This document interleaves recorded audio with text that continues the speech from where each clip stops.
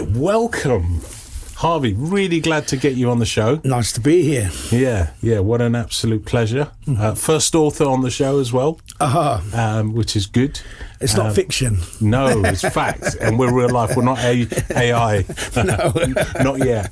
Yeah. But so I mean, obviously, I know you through the books and through your different organisations you're part of. Mm-hmm. But I wanted to know a bit more about you, a bit more.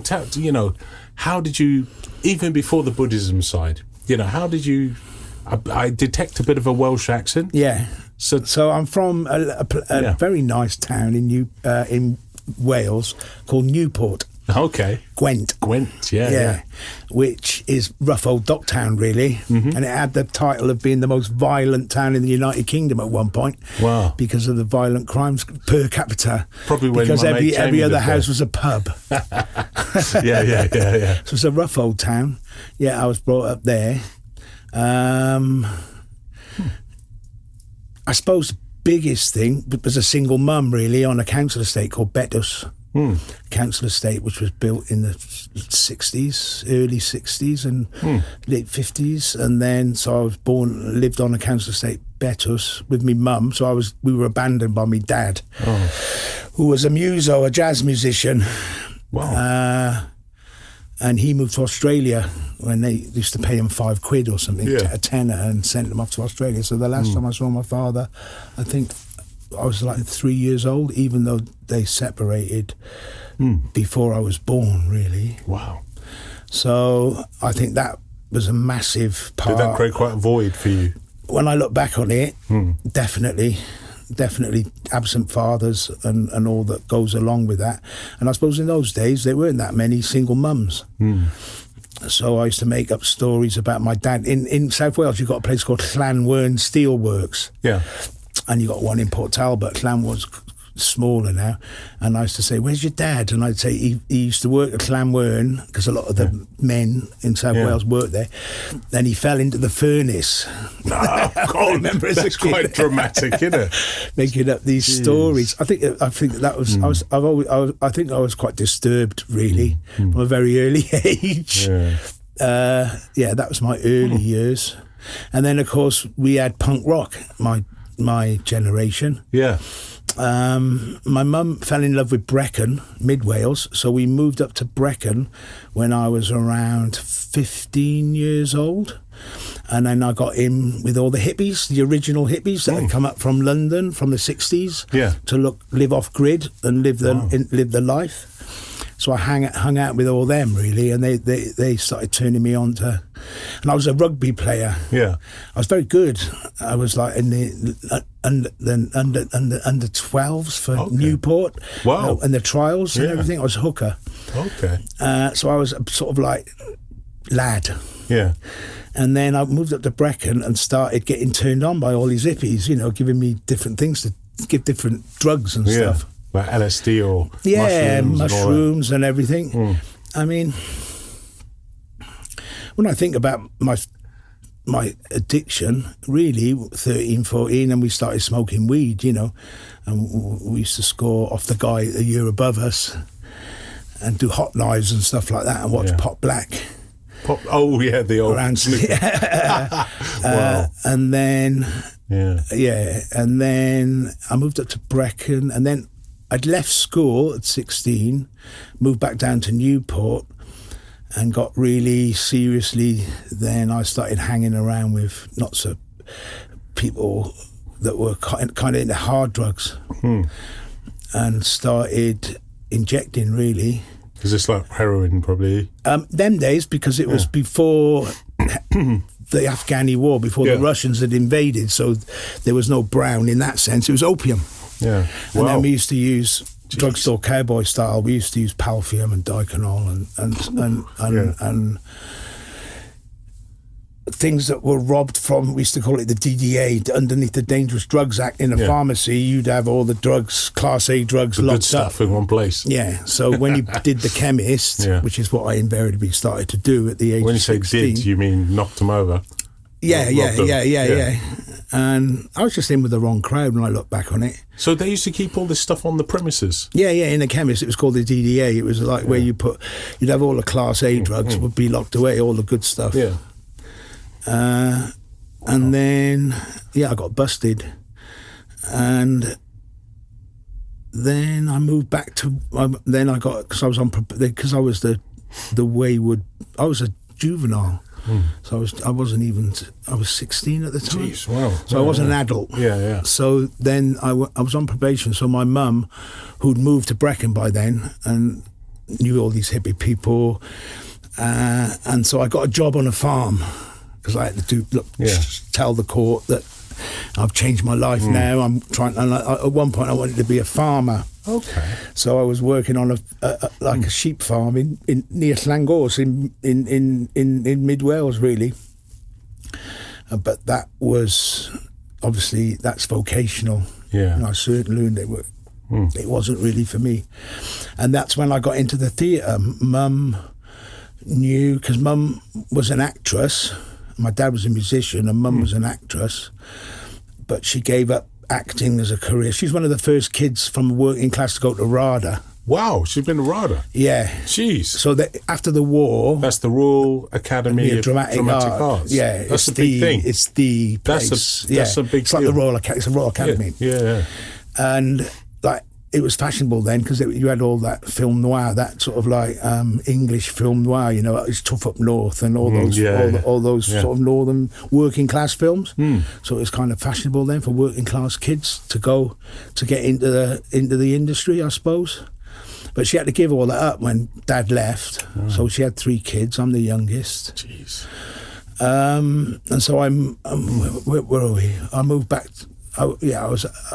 And then she had some connections in the theatre, and then she got me my first job at 16 in the theatre with Theatre Powys in Llandrindod, Wales. And it was YOP then, Youth Opportunities, the one that never knocks, all the jobs they offer you to keep you off the docks as the Clash. Right?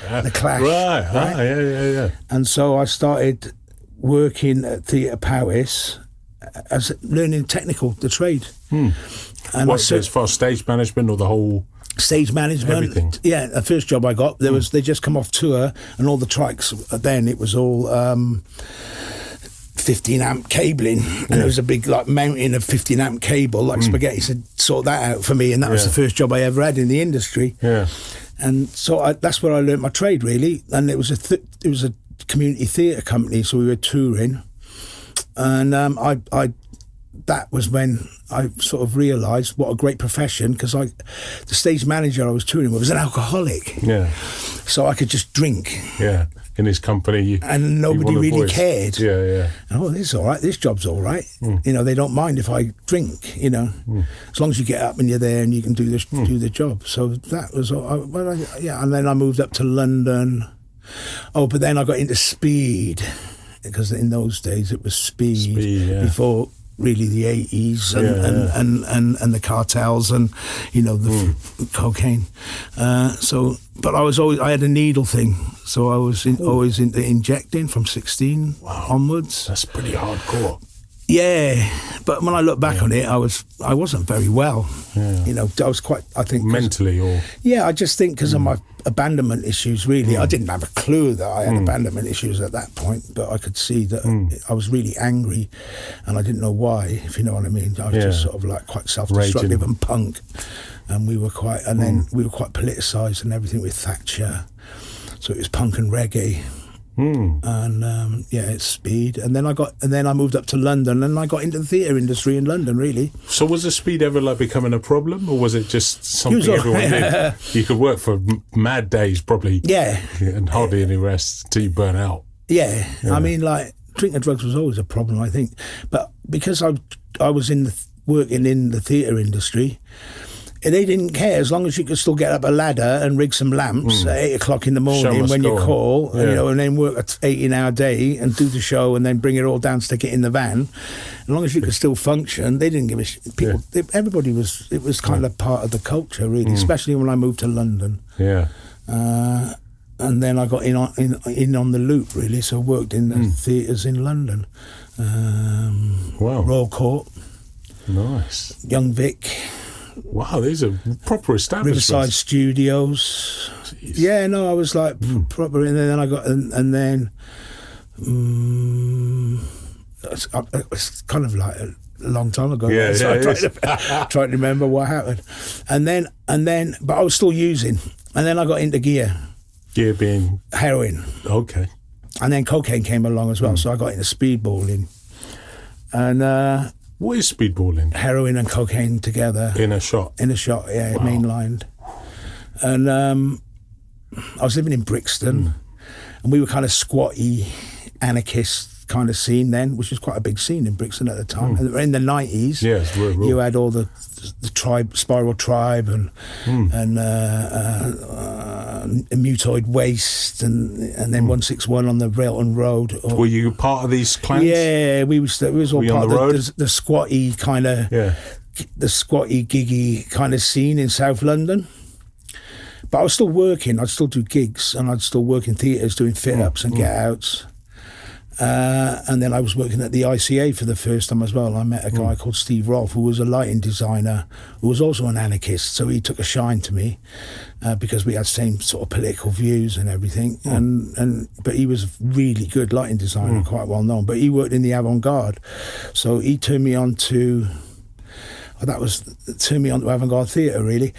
But what happened was, there was loads of China White came out, and we were all on the Chinese White. And then What's the China White? China White is Chinese heroin. Okay. So it's white. Oh, wow. And it's Didn't know there was such a thing. it's acidic, so it just dissolves in water. Whereas brown is a smoking heroin. Okay. And you have to put acid, and it's alkaline, and you have to put acid with it to dissolve it in water. Oh, so that's why people put lemon juice and stuff in there. I had no idea. Yeah. So they can dissolve. Yeah. And so But the Chinese stuff was... No, it's just, you could just shake it. Was that because of the purity? I think I don't know. I'm not a chemist, so Yeah. I don't. But I just know it was really good gear, Yeah. and it was the best gear I've ever had. And then it ran out. This is quite rare, I think, in this country, because there's a lot of it's from the Afghan. Well, it's changing now, isn't it? But then it was all from from Afghanistan, and I was getting more and more fucked up. And I realised, I was in my squat. I realised, well, if I don't do something now, I'm basically gonna die. Did you have some close calls? Or feel like you'd pushed it? Yeah, quite often yeah. I'd wake up 3 days later, or because I was jacking up everything. I remember jacking up jellies, Green eggs. yeah, and then waking up 3 days later, with shit hell. and piss, and thinking, what the fuck's going on here? Wow, that's not recreational drug use. No, it was manic. That's it was mad. hardcore. It was we were hardcore. Yeah. And and then I met a load of Basques in Brixton, and then in the 80s it was because we were all political. We'd all been politicised by Thatcher and punk rock really, and then the IRA and the struggle. Yeah. So I was into violent struggle, Nelson Mandela and all that. My generation. So I believed in the bomb and the gun and changing things through violence. But not people, in state, policemen. Rage Against the Machine. State. Yeah. And I met all these Basques who I got on like a house on fire with, because they were all... Basques being... They're from a part of Spain that was fighting for it's called Euskadi in their language. Yeah. Euskadi. And they've got a political wing of there's Hari Batasuna is their nationalist or political party, and their political wing was ETA. Okay, yeah, I've heard of that. And it's a bit in the same way as Sinn Féin and the IRA in Ireland for the Irish struggle. So I thought I was being a terrorist. I wanted to be a terrorist. At one point I completely lost it, I think, and I used to go on holiday to the Basque, and I remember somebody burnt down the Dole office in Brixton. So we only had to sign on once every 2 months. Somebody burnt the Dole office, so we had 2 months. So I used to go to the Basque country and hang out with all these basically terrorists, really. And there used to be a bar in Lacatio where I used to go to, which was Basque speaking, very, very hardcore nationalist Basque, very, very much behind the independence movement and the terrorists. And they had a bar they called the Ulua Bar, which was a hole because the Basque terrorists used to capture businessmen, chuck them in a hole, and then claim a ransom. And this bar was named after the hole they used to go into. And we used to go there. I used to hang out with commandos and stuff like that. And I'm thinking, if they invite me on a job, I'm going. Give me a gun. I'm going. I'm on my way. The Basque country is very beautiful. Yeah, I've never been. It's a beautiful part of Spain. And and then... Were you still using back then?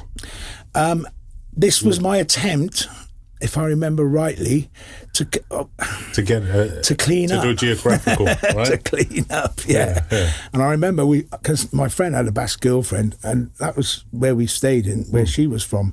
And we flew to Trabacas Airport. This is at the end of the night. This is sort of like coming towards the end of the end of the 80s. And we flew to Trabacas Airport in Madrid and caught the bus up to Bilbao. But when we went, we thought we were going to do a cluck, right? We're going to get off. So we both brought 2 litre bottles of methadone with us, put in our bags, and we came off the plane. And then when our bags come through, the methadone wasn't there. Oh, fuckers. And they didn't ask us about it. They didn't say, "Excuse me, what are these method?" You know, somebody'd obviously just lifted it. I'll have them. Thought, we'll have them. So we were fine. Yeah, so clucking. Yeah, so we just drank like a bottle and a half of Jack Daniels on the way to Bilbao, and we built a bender, and I did a cluck in a bender. What's a bender? A bender is when you get branches and you bend them over, and then you put like tarpaulins on it. Okay, so it's like a pop-up homemade tent. Yeah, it's a crusty thing. Yeah, because we were sort of half crusties then as well, peace convoy and all that sort of stuff. Yeah, that must have been a tough... How long did that take to cluck through it, or whatever you call it? Oh, I'll give it a good 7 days, but I mean, there's the first 3 or 4 days that were really, really awful. You're rattling, aren't you? Yeah, bad man. It was it wasn't very nice. Is it dangerous? Can you die? No, fortunately. Not like alcohol. Right, You can die from alcohol withdrawals, but not from heroin withdrawals. It's just a grim... Because I've seen French Connection. That's the only... it's not very pleasant. No, it's not very pleasant. But I was dealing because I was still working, and I remember I was going to get straight. So I got a job at Donmar Warehouse. Do you remember? I don't know if you heard of Donmar Warehouse. No. It's a theatre, but it was also a company that was a hire theatre for lighting, light, sound, theatre equipment for touring, for different theatres to buy IWBs and tuning wide barrels and all that sort of stuff. And I thought, I'm going to be straight now. I'm going to get a 9-to-5 job, and I'm going to work for Donmar, and I'm going to sort myself out. Changed my life, But obviously you kid yourself, because I was still banging up like loads of gear to be able to function. But they had lighting stencils. Okay. To make lighting design. Yeah.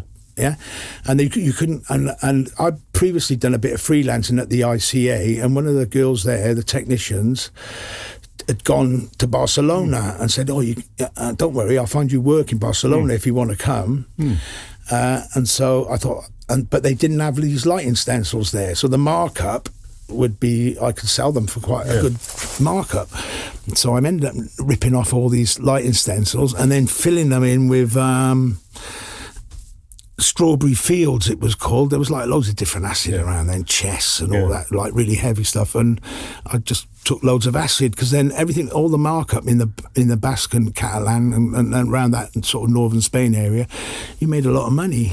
So I spent a good few months. Was it liquid acid? No, it was on blotters. Oh, right, blotters, And they were like, and eventually I'd sold it all.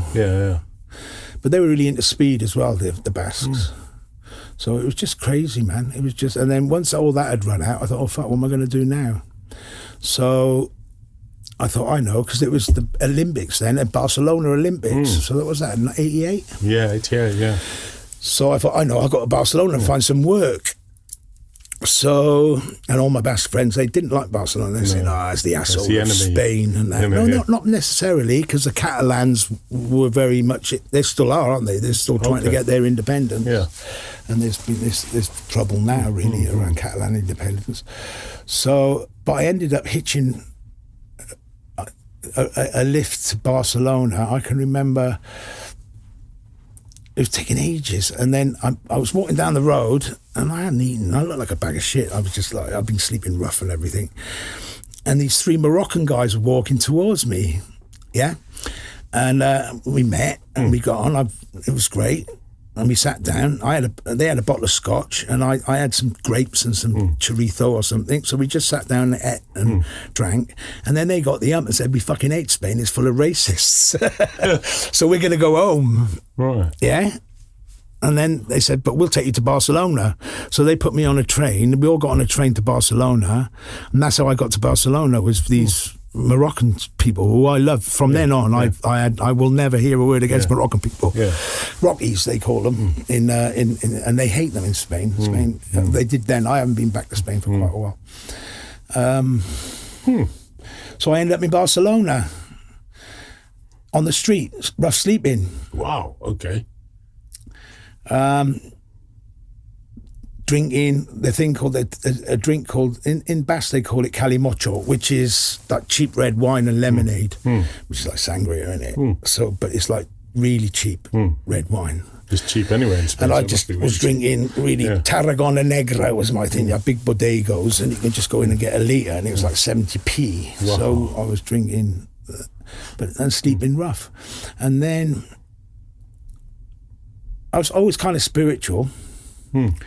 And I did a little stint when I was younger with the Hare Krishna. I got involved with Hare Krishna because I did so much acid and read Carlos Castaneda that I got all like spiritual out. And I wanted to know, well, what's it all about? Because before I was brought up a Marxist, Leninist, you know, complete historical, materialist to read. There's no soul. Everything is just matter, you know. And then I discovered psychedelics, and that was the start of my spiritual. Would you say the psychedelics opened your mind to definitely to the it was the hippies, man, in Brecon. And then I gave up rugby and all that, because I was like, fuck that, what's that about rugby, you know? And then they started giving me stuff to read like Ram Dass, and Timothy Leary and Ginsberg and all those sort of stuff, and I really got into it because I experienced this eternal consciousness through and I was on a journey seeking that, and then I discovered Bhagavad Gita. I'm digressing a bit now, but this is all part of the spiritual journey. Yeah.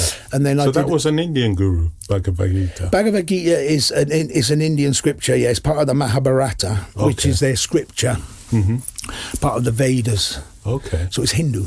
Okay. And a part of the Mahabharata is Bhagavad Gita, or Song of God. And it was one of their holy scriptures. Wow. And so I read that, and that changed my life, because for the first time there was somebody telling me about the eternal self, or what I'd experienced, that life is eternal, that consciousness is eternal.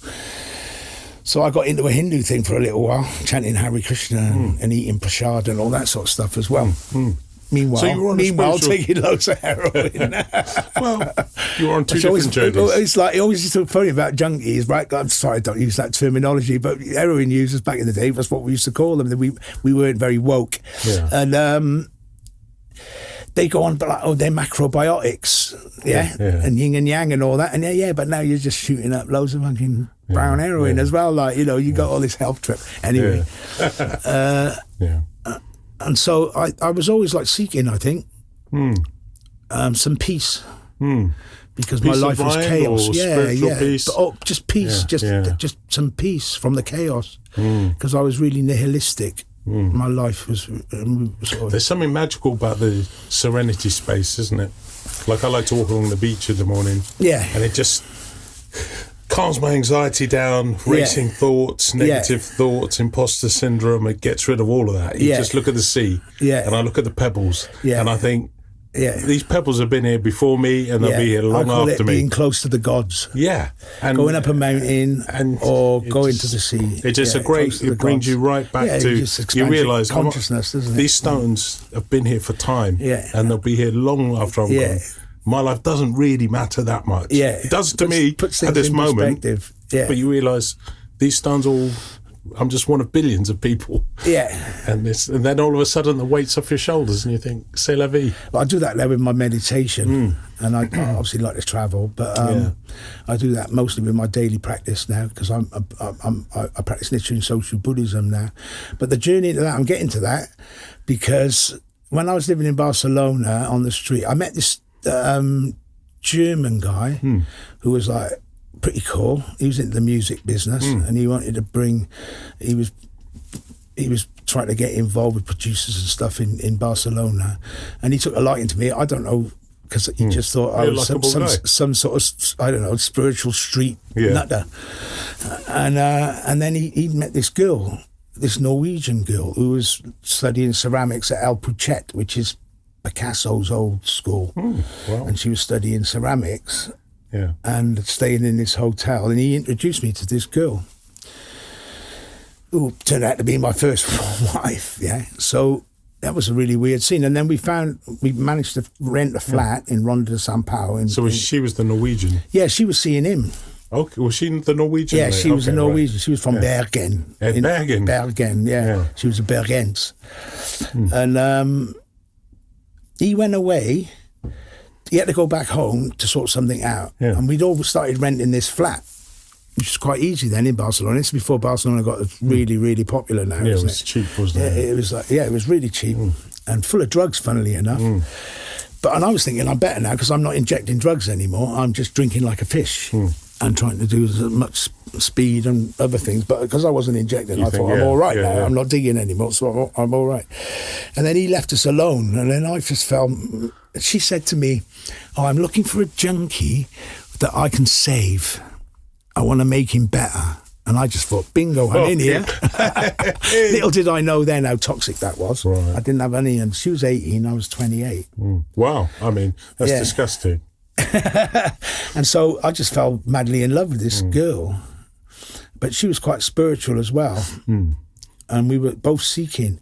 And that's when there used to be, we started going to the Tibetan Buddhist Center in Barcelona, and then also there was like an esoteric shop with books, different books, and we started reading about Buddhism, and then we started chanting. So at one point I was chanting Hare Krishna, Om Nami Padme Hum.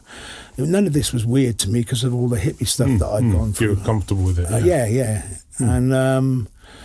And then. Do Buddhists chant Hare Krishna as well? No. Oh, right. That's a Hindu chant. Yeah, right. But I was just into chanting. At the one point, I was chanting all sorts of things. And then I remember asking my mum to send me some literature. And she slipped into that literature was an introduction to Nichiren social Buddhism, which I read. And I just... Because if you understand, one of the main concepts in the Lotus Sutra is the 10 worlds. Yeah. The 10 realms of existence that a living being can experience. The lowest being the animal. Hell. Oh, is that there's that hell state? So I'm a Buddhist of slightly different school. So they're probably similar things. But there's three lower paths. There's the realm of the hungry ghosts. That's hunger. Hell. Yeah. Hunger. Anger. And then I thought there was animality. An animal. Yeah, okay. Yeah. Animality, yeah. Yeah. Hell, hunger. Let me go through it. Hell, hunger, anger, which is the three lower paths. It's where you don't want to be. No, because you could create more causes to create more suffering. Animality, humanity or tranquility. That's going up. Yeah, and then rapture or heaven. So that's the 6 lower worlds that you don't make. You interact with the environment and you experience. All those words.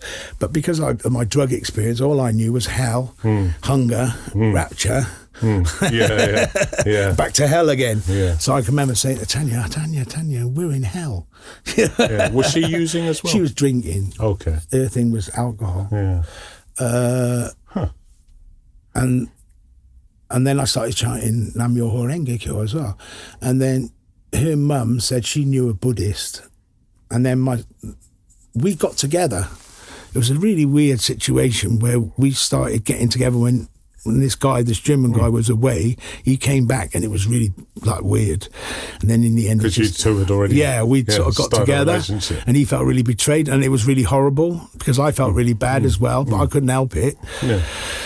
Because that's stuff like that happens, doesn't it? And then he'd left, so we were left together. And then her dad... who was quite a big psychiatrist in Norway. He used to run Hudaland, which is West Norway. He used to run the mental health services, head of mental health services, and then he used to go up north to Tromsø to help people in the winter who all wanted to kill themselves. And so he was getting married again, so he divorced Tanya's mum, Sieglin, who had a friend who was Buddhist. And so when she went back, and I remember ringing her up, I was in Plaza del Pi in Barcelona, and she said, and you never guess what kind of Buddhist he is. And I said, don't tell me he's Nichiren Soshu. And she said, yes. And for me, that was like the moment with the synchronicity. It was too much for me. Sign. It was like, oh, there's definitely, universe is definitely telling me something. And I always say that's the point I converted and decided to take it seriously. Wow. And then I found out later that there was only about 5 Nichiren Soshu Buddhists in the whole of Norway. It's a very, very small we're a very small community. Yeah, because obviously Buddhism has, just massive, for people who don't know, billions lots of different schools. It's ancient. It is very ancient. Yeah, there's so and many. Japanese is Zen, and Japanese is quite late in the day. Really, it's the northern transmission. But what I wanted to ask you about is also with the Nichiren, because when I discovered... I thought we were going to talk about drugs. No. No, we'll do that after the podcast. No, but and recovery. But, we'll talk about anything. Sure. But one thing I found quite interesting was, I took some time when I wanted to find out what school I felt comfortable in. Yeah. Over a period of 2 years, I went to all different schools in London. Went to Zen. But the one I never ever come across, apart from on podcasts, was Nichiren Daishonin. Nichiren Soshu. But yours is not Nichiren Daishonin's. It's Nichiren Soshu. It's slightly different from the same guy. Nichiren Soshu is the original. Okay. Soshu, it means orthodox. There's many Nichiren Shu schools. There's many schools of Buddhism and Nichiren lineage, and they were forced together in the war. Japanese, the Shinto government, the nationalists, tried to put them all together under one, so they formed Shu. But the Soshu stood up and said, "We're not having this." So they were actually granted their own independence because they're like an 800, 900 year tradition now. So, and then there was an organisation called Soka Gakkai that brought it to the West and made it very popular.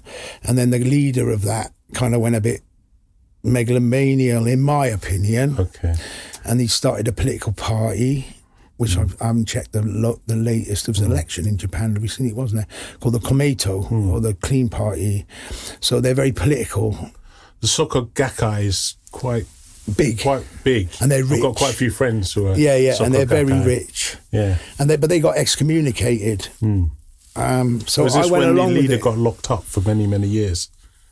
No, that was right. That was during the war. Okay. When Josei Toda, who was the second president of it, I think, got locked up.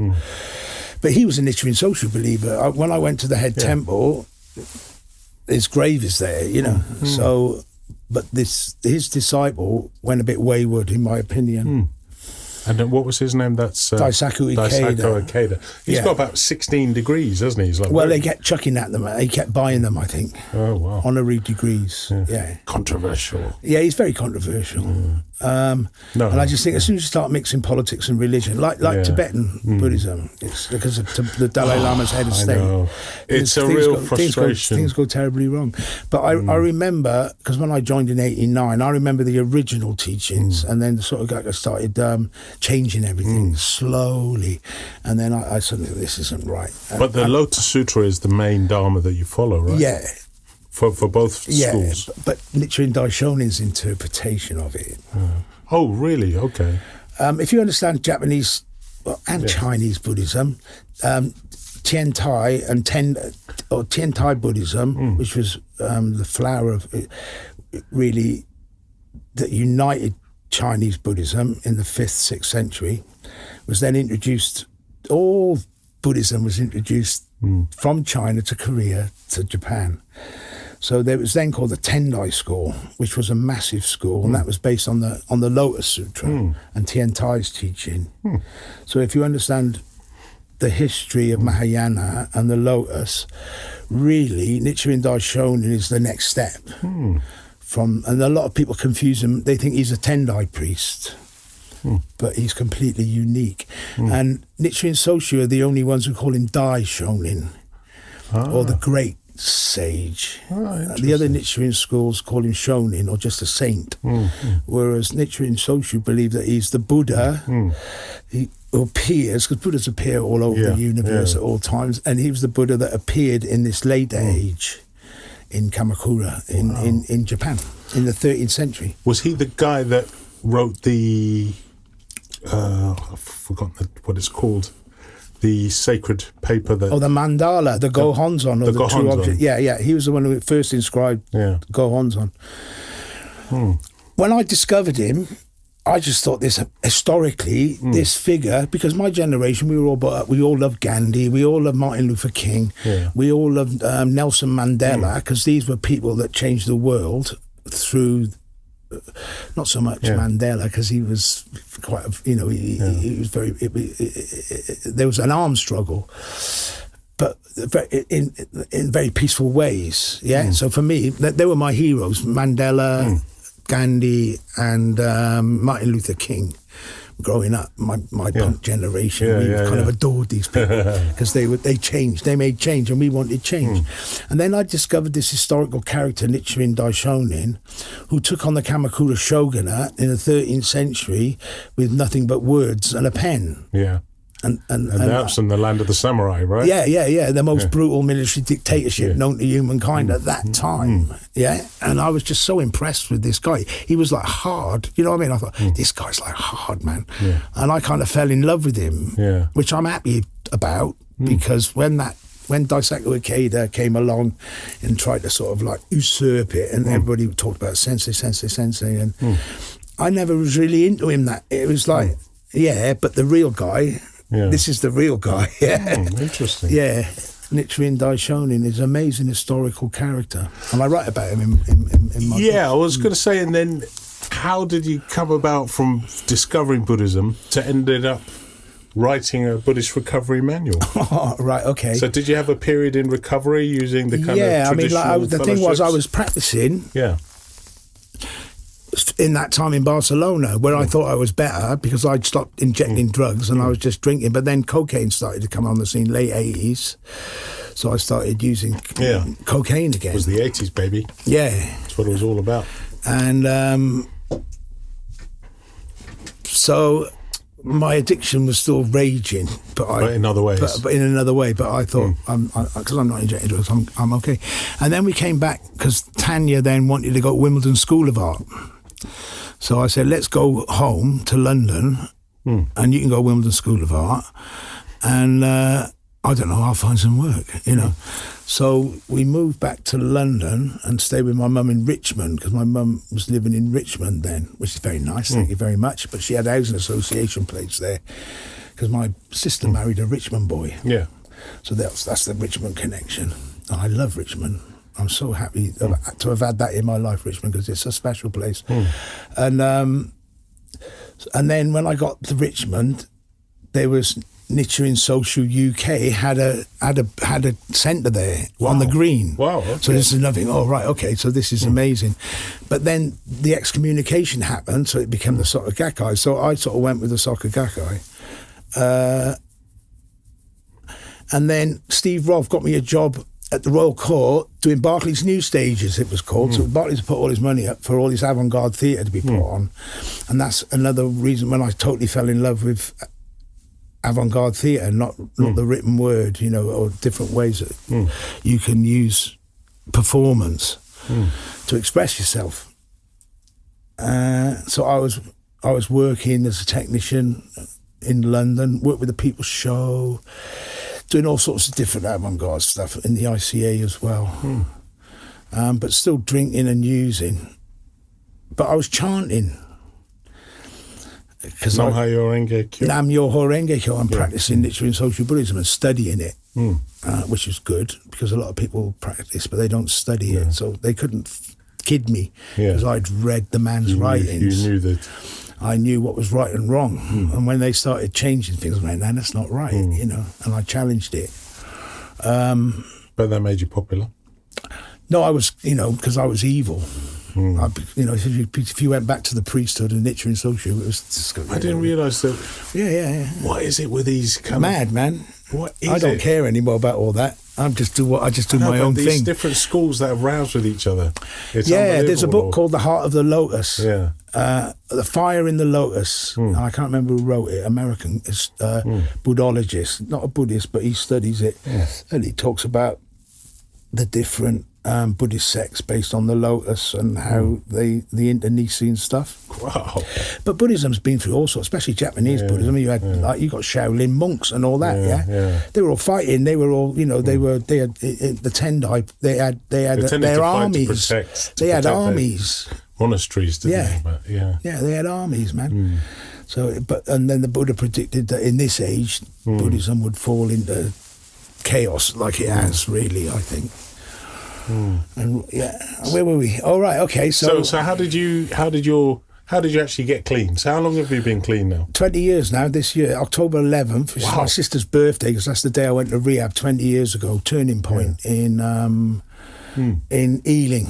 Jeez. Hartley House in Ealing. So 20 years ago, I went into rehab, and I've been clean and sober since one lapse, in about 7 years in, when I realised, what am I doing? This is shit. So I was chanting. Yeah. And I was chanting in rehab. Wow. And that was where the idea was born, really, because there was 12-bed rehab, and everybody relapsed but me. Over time. I found out later, everybody, I was the only one who didn't relapse.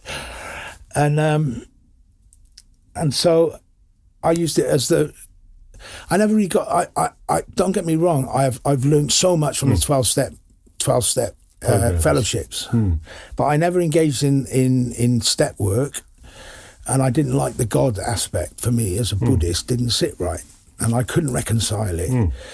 So I knew that much because I've been to AA, CA, NA, I did all that before I actually, because I tried stopping, as you know, people tried to stop using many, many times, failing miserably until I decided I need help. And really, I think Buddhism really helped me with that, because my behaviour became worse and worse and worse when I was drinking and using, and I became quite violent sometimes. And then I'd come out of a blackout. Did you know what you did? And I'm like, no, you bit this person, you did this, you had a fight. And I'm like, oh my God, I felt so miserable, and so, because it was against my core beliefs. Yeah. And I think that was what drove me to change in the end, that I thought, well, I need to change this. You need to behave in a way that how you wanted to. Yeah, I wanted to walk the walk and talk the talk. Yeah. Not just talk the talk. I can see how that. Yeah. So I'm really interested in that process. Yeah. Because you work in recovery, don't you? I do now, yeah. Do you want to say where you work, or you don't have to? What's that? Do you want to say where you work? Yeah, I work for Change Grow Live at the moment. I've worked for loads. What happened was, when I came out of rehab, I didn't know what I was going to do. Yeah. Because I couldn't go back into technical production, theatre and gigging, because I'd just be around. I'd just relapse. Yeah. And then I was miserable. I was like really quite depressed. And the only time I've ever taken antidepressants was at that time. And then somebody said to me, it was actually a Buddhist meeting, it said, oh, you should bring these people because you make a really good drug and alcohol worker. And I'm like, oh, fuck that. I've been around drugs and alcohol all my life. I'm better now. I don't want anything to do with it. But then I just thought, well, why not? And then I rang, it was Ad Action, and they were running a thing called Next. And it was people coming out of rehab. And by this time, I was already volunteering with Kingston. I was living in Kingston with my next wife. Yeah, we've missed out. We've missed out quite a lot. But and I thought, well, I can do this. And it was 1 day a week. It's the kind of the stuff that I do now with my peer mentors. And I thought, oh, I can do. You call them peer mentors? Now we do, yeah. We used to call them buddies, man, back in the day. Okay. It was volunteer. Is this the equivalent? Oh, right, buddies. Gotcha. I'll be a buddy for someone. Yeah, they would train me. And it was like a 1 day a week. And they were just giving me different aspects of drug and alcohol work. And I thought, you know what, I can do this. And I was enjoying it. And I thought, because in the theatre, I always felt a bit of a sham because I learned on the job. I didn't get like a degree in acoustics from Manchester or anything like that. when I was working in I'd meet these professionals who were highly trained and qualified, but I'd learned on the job. I was a blackguard, do you know what I mean? Same as me. And and I always had a bit of imposter kind of thing, but for the first time I didn't feel like I was an imposter. Yeah. I knew what I was talking about. And then the next thing was they suggested that I do this thing called SMART, Substance Misuse Addiction Rugby House Training. Rugby House is another charity. Yeah. I don't know if they still exist. To get an MVQ. And it was like 60 people applied, and there was only 14 places, and they kept asking me back. And I thought they must see something in me. So eventually I got a place on this course, which was like 9 months intense training, and then 6 months intense training, then 9 months field work. And they put me in Dean Street Hostel in Soho. Oh, wow. Which is kind of hard. That must have been interesting. It was quite a hardcore. Yeah, I can imagine. And that was in the SMU, the Substance Misuse Unit. They used to call them then. So the people who were homeless and had substance misuse issues were put in the substance misuse unit. And I was doing work there. I remember having when I first self-referred, I walked in, because I had a mate of mine who was an alcoholic and a drug addict, and he went to rehab because he had a boy, he had a son. And I thought, well, if he can do it, I can do it. Recovery's catching, right? And I remember walking in to the Richmond Royal and self-referring, and then they sort of took the initial triage, and then I walked out and I started crying. Wow. And I thought, what the fuck? What's going on here emotionally? Do you know what I mean? Why am I crying my eyes out? And then I sat down and had a pint in the Slug and Lettuce on Richmond on the Thames. Shit, beautiful pub. Beautiful pub. Sitting there thinking, what the fuck was that about? And then I realised that it was because for the first time in my life, I'd actually, because I'm full of self-hate by now, I don't even really had an addiction, you're full of guilt, shame and self-hate. And I sat there and I thought, for the first time in my life, I've done something nice and compassionate for someone. For me. Oh, right. You know? Yeah. So you're actually kind to yourself. Yeah. And it was an emotion. Because normally you're beating yourself. Self-harming. Normally self-harming. Just jacking up. Yeah. Just hate. Drinking. Self-hate. Alienated. I was totally self-alienated. And for the first time, and then I realised that was what was going on. So it's the penny dropped. I just suddenly had a little bit of Sartori, a little bit of like, oh, right, okay, and I thought that's what it is. That's one of those It was a little moment. Where it's like a phoenix, you suddenly think, what the fuck am I doing, man? And this is before I actually got to rehab. Wow. And I'm interested in that process, all those processes. And does it give you a lot of joy when you see people come through hell and start living I mean, better? what I do now, because I then trained, so I was trained as a drug and alcohol worker, and then my first job was in Tottenham, a crack project called EBAN, and that was with Blenheim CDP, and working with people who use crack cocaine. Tottenham's bonkers, and that was a really hardcore. And then I was doing outreach with, I saw them actually on this year's recovery walk. They were a service of ex-crack users, and they were all from the black community on, what's the name of the famous up there in Tottenham? The estate, Broadwater Farm. Oh, wow. Yeah, Broadwater Farm estate. And I went and saw them. They had a little store at the, and they said, do you remember me? And then they remembered me. All these black guys, they all remembered me. Saying, "Oh, we remember you. You're the guy with the bike, right?" And I went, "Yeah, that was me." Wow. And they were really good. So I mean, I thought that was really like for me, because I was like doing outreach on Broadwater Farm with these boys who were well known. They were faces. They'd been crack dealers, so they had all the bling and the big white Mercedes and all that. Going down to talk to the runners, so you could see they were all tooled up and everything. And I'm thinking, look at me, I'm really cool, man. This is it. This is what I'm supposed to be doing now. Helping them. Yeah, and I really got off. I really enjoyed that. And then I got a job on a day program in Camberwell for people who use Class A drugs, who want to look at their drug using. That was amazing. And then I got a job that's when I got into rough sleeping. I got a job with Thames Reach as a manager running, or deputy manager, running Lambeth Street outreach services. Wow.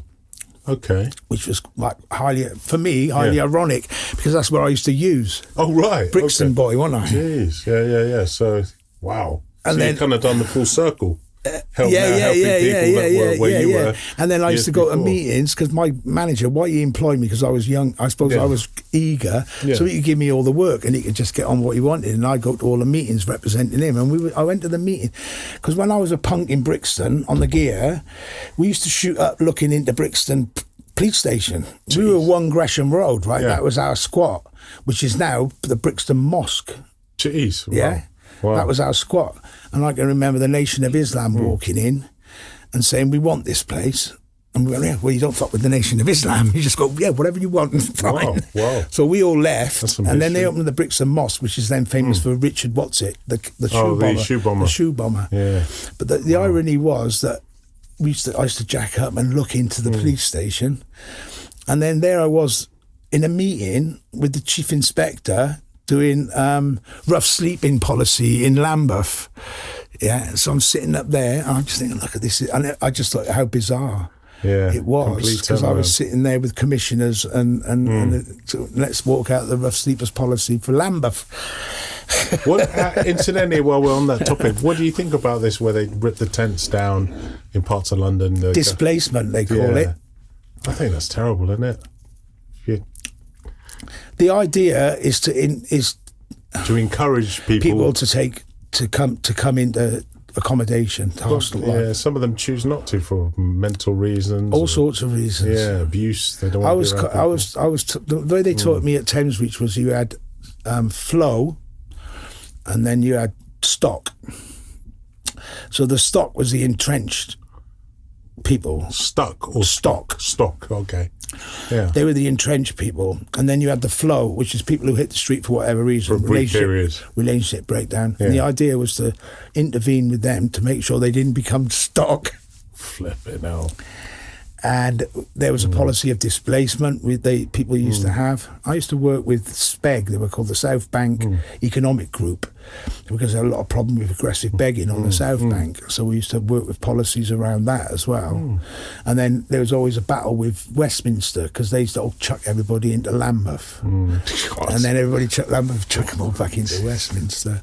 It was interesting. I can imagine. But how did this get seeded? How did you come to decide, you know what? Because you had I don't know if you still have quite a big following, but a lot of people come because you were doing weekly meetings. I was seeing on Facebook. Well, then I had I kind of like, because I've used it in my own recovery, I thought, well, my dream was that, like, have a Buddhist rehab. Yeah.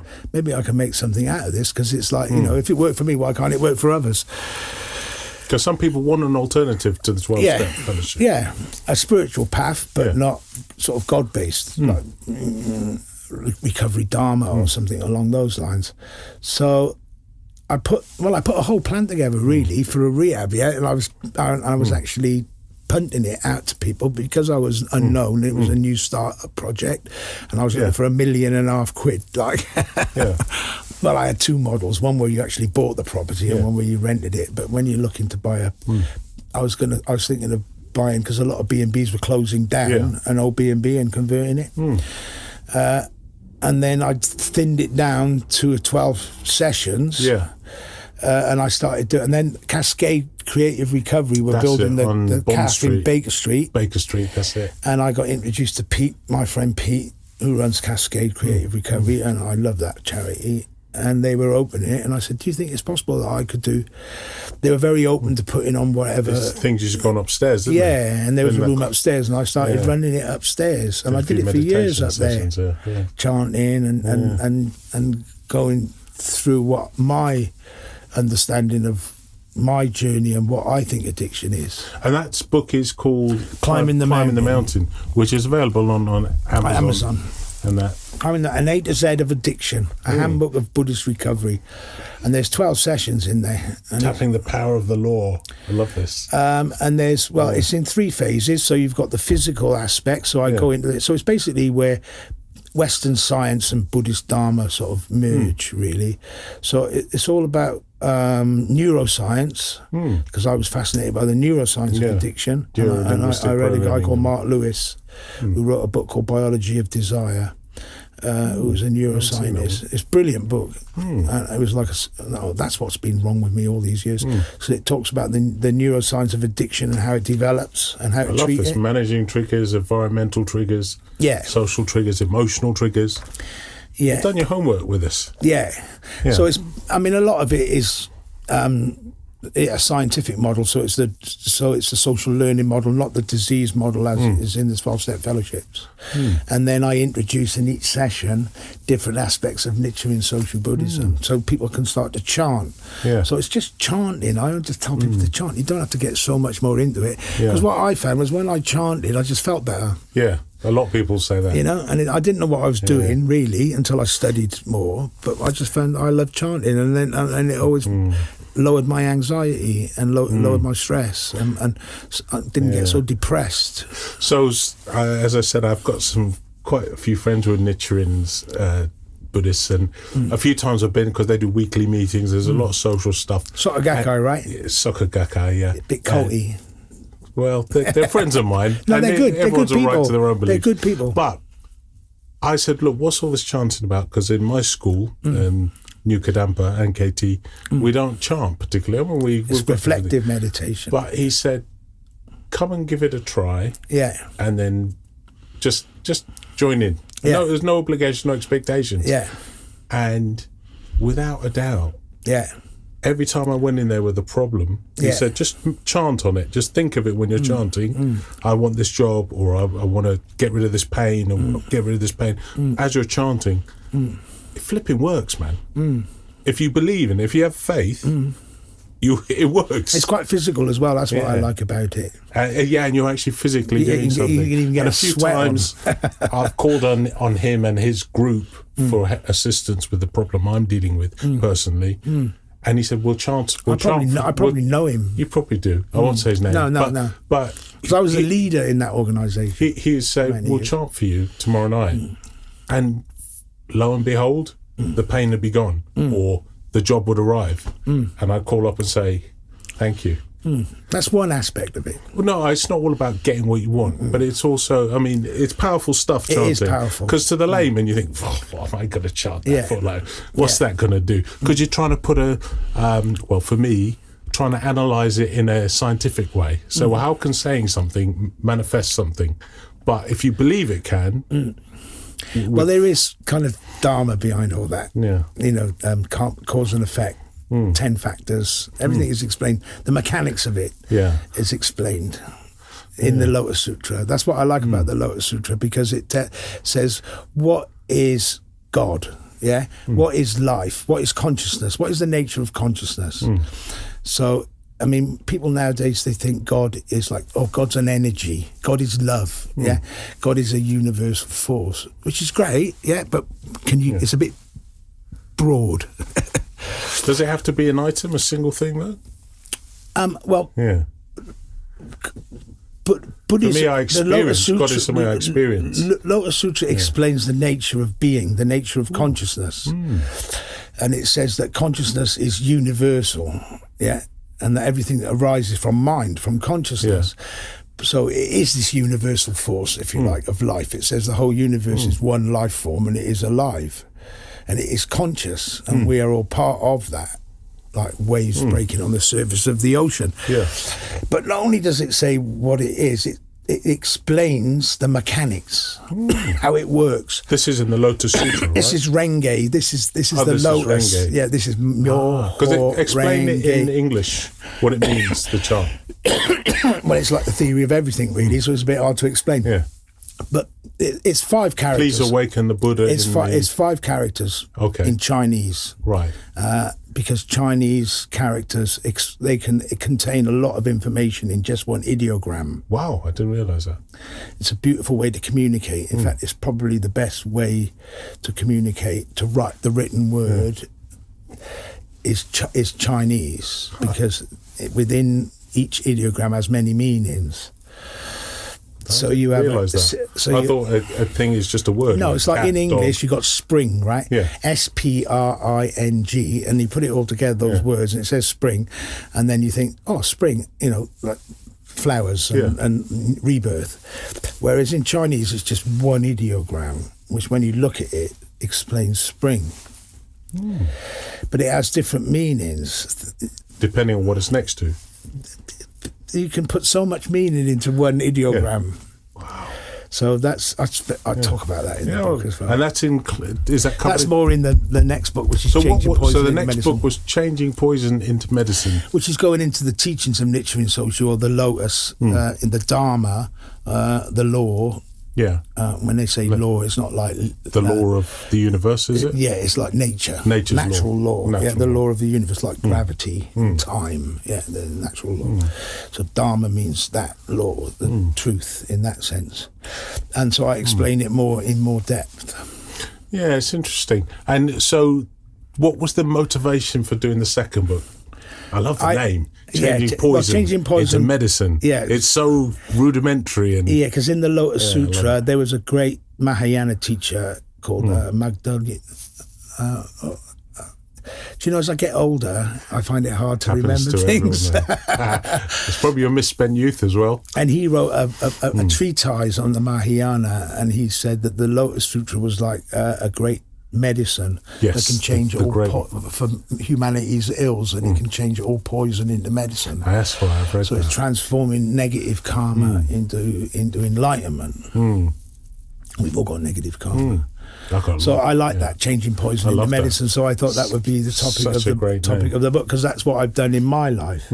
Use the power of the sutra, Lotus Sutra, to change all the hell and all the addiction and all the neuroses and the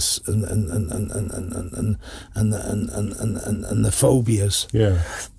All that dark negative shit. And I've powered my practice. And people don't realise the lotus is a beautiful white flower that grows out of complete utter muck, mud. Yeah. You see them in Asia, don't you? Yeah. And you think that's a mud muddy bowl, swamp. But you've got this beautiful, brilliant white flower, and that's what it's about, isn't it? It's that's an allegory for Buddhahood, for the Buddha nature. But it's important to note that the Lotus Sutra was only one of thousands of sutras. 88,000. Yeah. The Buddhism's known as the teaching of 88,000 teachings. So you need a master to take you through the forest of doctrine. Yeah. So you need someone enlightened who can tell you what's what, really. I'm sure in your school you've got Buddhist masters that... We do, and I don't agree with all of it. Is it a Tibetan? It's a Tibetan lineage. Yeah. Where New Kadampas. It's Mahayana. The reason we're called New Kadampas, right? A lot of people don't realise this. Is this this is the place up in... Yes, I know. Off Lansdowne Road. Yeah. It's a wonderful place. And there is room, because there's a lot of people about the Chinese aspect of it. Because I know they're not Dalai Lama based. Well, this is what I was going to say. The reason they're called New Kadampas is because now they've been worshipping some of the gods and stuff, and I'm Buddhist deities like Dorje Shugden and Kishimojin in Japanese. But so what happened with that is our leader Geshe Kelsang Gyatso and the Dalai Lama were in the same scholarly sect, you could say. Yeah, the yellow hats and the red hats, right? Yeah, and the Dalai Lama woke up one day and said, I had a dream that Dorje Shugden is evil and you must renounce your any association with it, this deity. But keep in mind, people have been celebrating it for centuries. Tradition. For thousands of years. And so it created a problem. A schism, because people thought, well, who are you to challenge what 200 people before you have been telling us to follow? So it became the New Kadampa tradition. So it created quite a rift in, I don't agree with it, but there was a lot of protests and it got quite aggressive between the two schools. And then only recently the Dalai Lama said, okay, I've actually had another dream. It's all right again now. Dorje Shugden's okay. It's like, fucks. Yeah. So without getting into political Buddhism, the Dharma's the Dharma. It's I like that school because I like the teachings. I don't really want to say it on the thing, but there is some cult elements to it, which... It's the Heart Sutra they use a lot, isn't it? The Heart, they use quite a few. I mean, his books, don't get me wrong, Geshe Kelsang Gyatso's books are flipping incredible. You know, really easy to read, but full of. I mean, I could read it 3 or 4 pages, and it's so much inspiring, and it's so plain English. You connect with it. It's like a child talking in your ear in very simple language.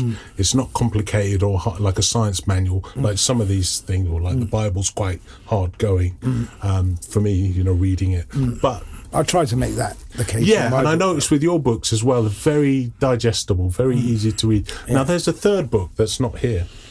Yeah, that was one that I made later. Why I did this, because I wanted to put, it's like my life in a way, and I wanted to put what my beliefs are and what my life is in a book. So that's this one is your life. This is the recovery kind of handbook. That's my recovery in a book. Yeah. And my view of what addiction is. Yeah. And how you can manage it. Yeah, through the Buddhist and there's principles. a model in there of addiction. Design for living. It's a model of addiction according to the Lotus, from a literary and social Buddhist perspective. Wow. In there, and then there's a lecture on enlightenment, on how to attain Buddhahood. I'm ashamed to say I've had this book about 3 years. Yeah, look, nobody reads digital. them. Everybody's got format. one, but they never read it. I'd meant to do my homework before you came. It's been one of It's those not a light read. No, but it's informative. It's as I said, it's not. What I like about it, you've not written it from the perspective as you being a guru, and I mean, like, I'm just an ordinary bloke. What do I say on the back? I'm not a special person. I'm not a different person. In fact, I'm a very ordinary person who has been able to sustain my recovery with the program I will now explain in these writings. If I am able to succeed in using this life philosophy and practice to maintain my own recovery and to experience my own personal growth and development into a better, more contented human being, then I believe that this can also be the experience of anyone who chooses to follow in my footsteps. I love that. That's me blurb. Love that. That's as humble as you can get. And, I'm just a guy from a council estate in South Wales, mate. You know what I mean? Well, no, listen, if anyone watching goes on Amazon and looks at the reviews for those books, unless you paid those people a substantial sum of money, there's some really deep, heartfelt reviews, Harvey. No, there is. If people get it, they love it. Yeah. It's a bit Marmite. And then a lot of people I find, anyway, you probably have this experience of Buddhist Dharma, because we live in a very materialistic age. Not many people are very interested in going deeper into, basic human sort of like the classic philosophical, like, who am I, why am I here? It's normally people who've those lived existential in hell stuff or been through hell. Yeah, seek refuge in. Yeah, refuge. Yeah. I know we're moving on. We've been chatting for ages, but we haven't even touched on your lovely wife. I've forgotten her name. Mona, and her connections to the Philippines. Yeah. And maybe we can just briefly touch on that. Okay, I think it's quite a funny story, really, because when I was working at Camberwell for Blend CDP it was called the Rise Day Programme, and the day programme where people with Class A drugs could come and have a little look at their drug using. I split up with my previous wife, which was kind of a toxic codependent relationship, and I'd fulfilled my lifelong dream of moving to Brighton, and that was 2008. Wow. And I moved to Brighton in 2008. Did you move straight to the boat then? No. Okay. No, I was in Regency Square. I had a flat in Regency Square. What number? 37. No way. Yeah. The black door? Yeah. No way. What flat? Second floor flat. You're in my old flat. How weird is that? Fucking hell, man. Did you live 37A second floor flat? Regency Square. That was my first flat. That was my first flat in Brighton. Overlooking the West weird, Pier. Dude. Yeah. And then I can remember looking out, and there was all these fire rigs outside, and then of course you got West Pier Project, and I thought, my people. I thought, look, there's my people there. So I understood completely what was going on there. That was a hostel and everything. 37A, man. That is mad. And the guy who used to own it worked in the Van Allen. He had a place. He lived in the Van Allen. The Simpsons, I believe. Do you know what happened? Yeah, that's right. The Simpsons. Audrey Simpson. Do you know what? That's weird. I lived there.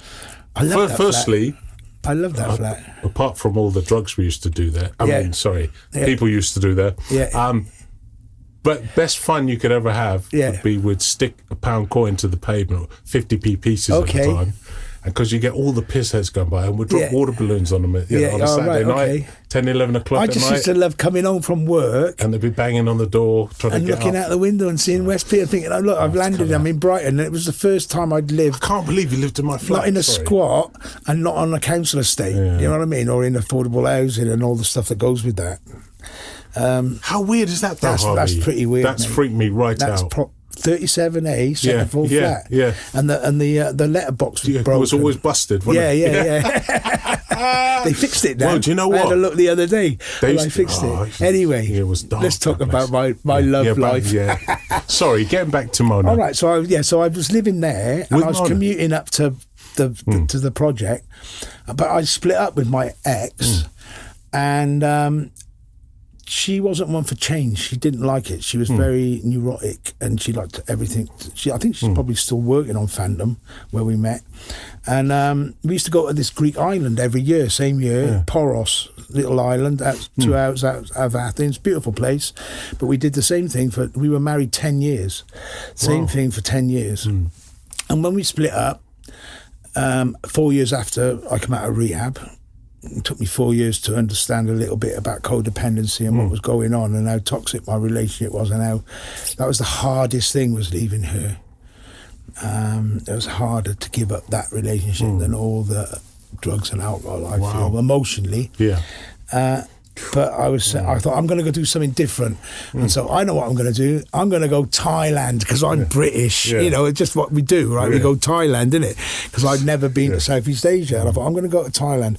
So, and then at that point, there was 2008, there was a coup.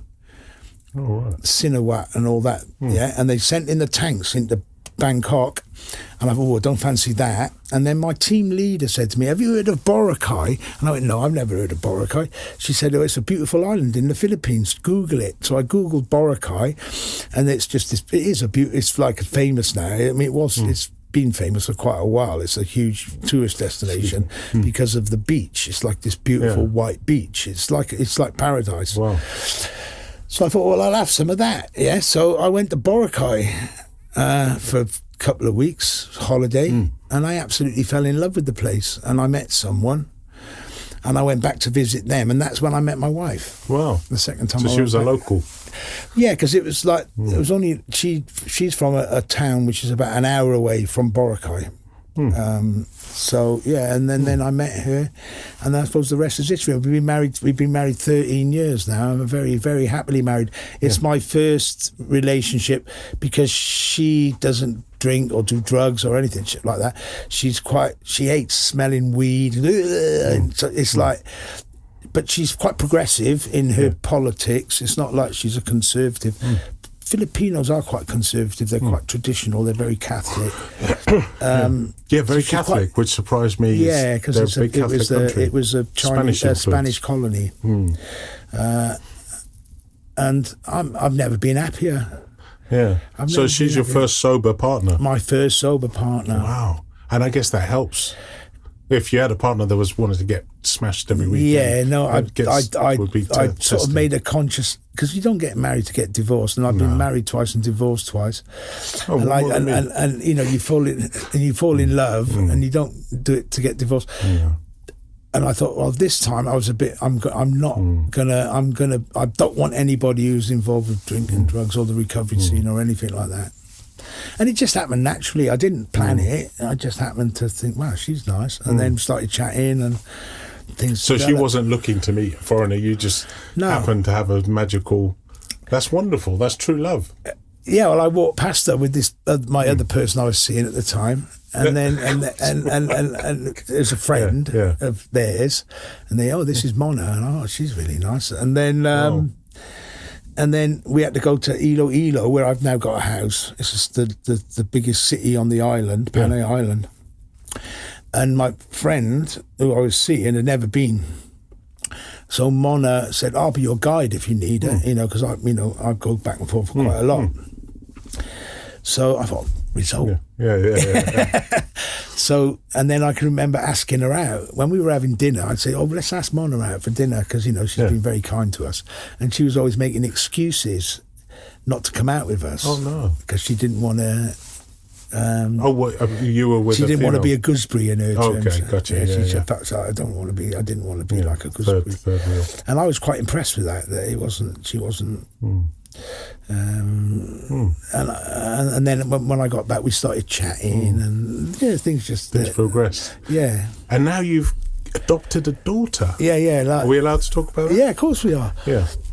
Now, I've never had kids, right? My first wife was a radical feminist, Norwegian, who didn't believe in having children and said that, we should adopt and, there's plenty of children in the world. There's too many children in the world. Anyway, we haven't got parents. And then I found out later, after we got divorced, that she'd married a musician and had a kid. And I thought, well, that's all.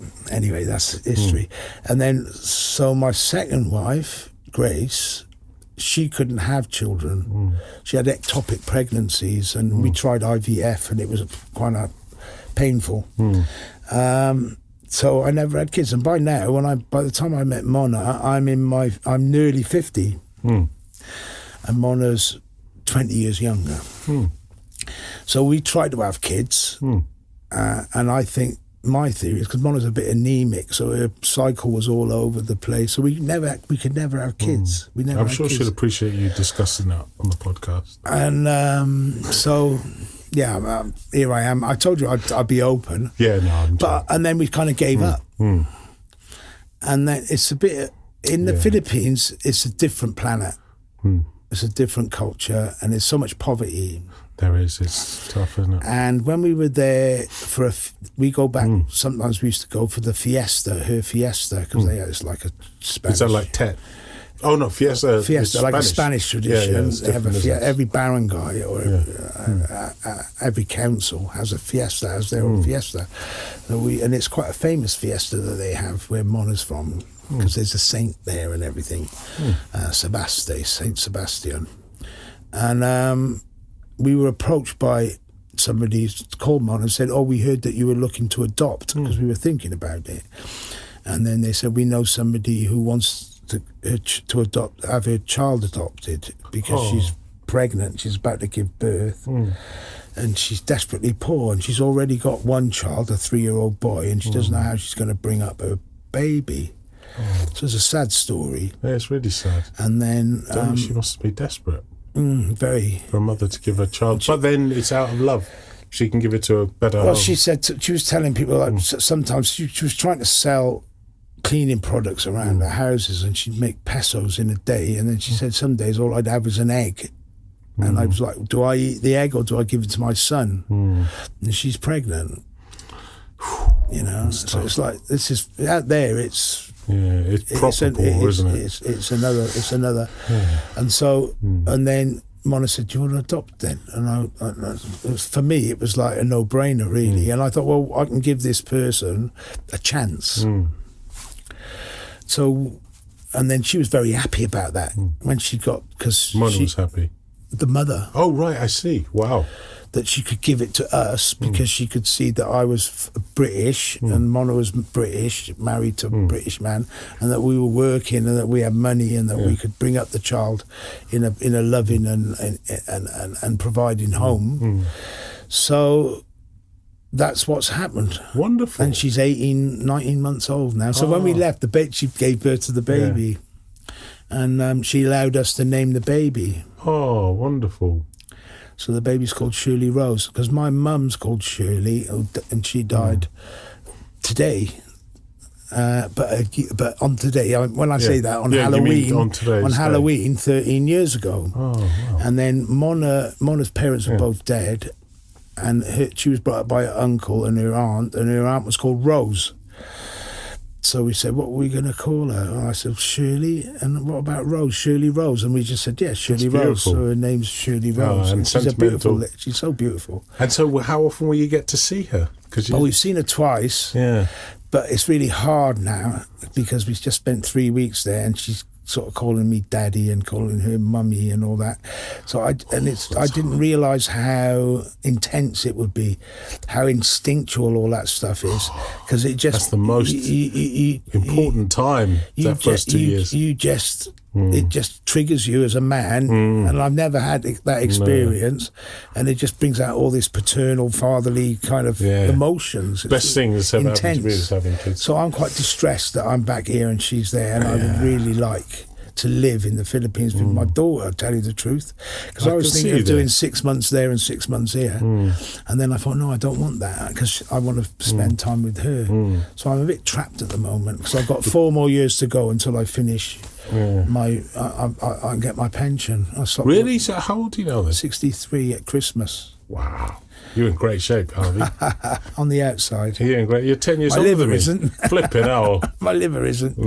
But 10 years older than me? Really? Yeah. Wow, you look younger. How can that be? Yeah. Well, I had Hep C and all that as well, innit? Did you? Okay. So I trashed my liver. But as long as I don't, it's all checked up and everything's. So this is an amazing story of redemption. Yeah. An amazing story of authoring and publishing. Yeah, that's my life. That's my life in those 2 books, really. Yeah. The 3rd book is more in depth, but yeah. Are you still writing the 3rd one? Because you haven't. I've written. Yearning to See the Buddha is the 3rd your bastard child book? No, I've got another one on the way, I think. Oh my God. But I don't know. I haven't written that yet. But I want to talk about the writings of Nichiren Daishonin, Gosho. The Gosho. Yeah, nice. And my interpretation. Because in Nichiren Soshu, there's not that much literature, whereas Sotogakkai is a publishing empire. Yeah, they publish. And Ikeda's published, like he had ghostwriters, and they published so many books. And they're rich. They're very, very rich. Very rich. Yeah, I've seen the temple in Tokyo. It's like Shinanomachi. It's like huge. Yeah. Whereas. And they said, so when you think the priesthood basically committed financial suicide when they excommunicated them. Yeah, because they were cutting themselves off from the cash line, from Ikeda, but they wanted to stay true. Yeah. Well, that's and I got so much respect for that. Yeah.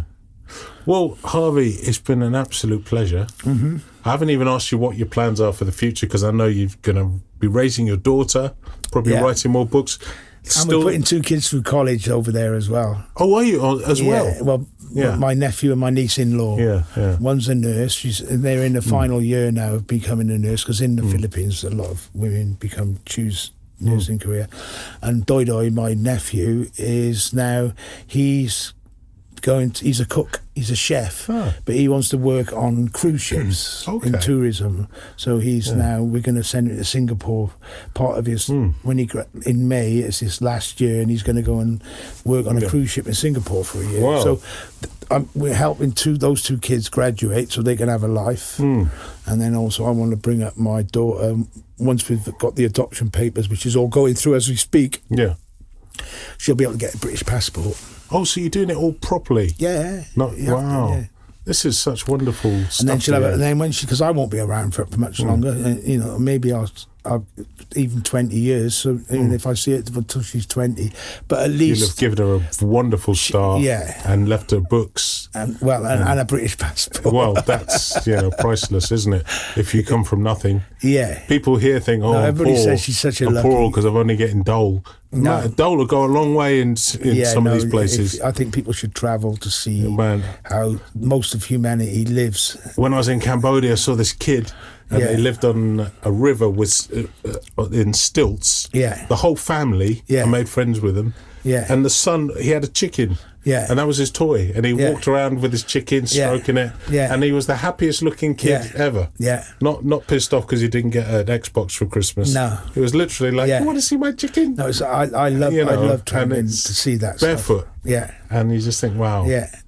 I think I gave him $1. I gave him $1, a US dollar, and he was like, it was like... No, it's amazing. Everybody should travel, really. They should. Get their eyes open to what's... I'm going to come around there, Harvey, give you a hug. That's how we end the show. Yeah, nice one. Thanks for having me. Yeah. I hope I wasn't too boring. Oh, you were really boring. Thank you, Harvey. What an absolute pleasure, man. Cheers. Thank you. Hey. Cheers, man. To lots more books and...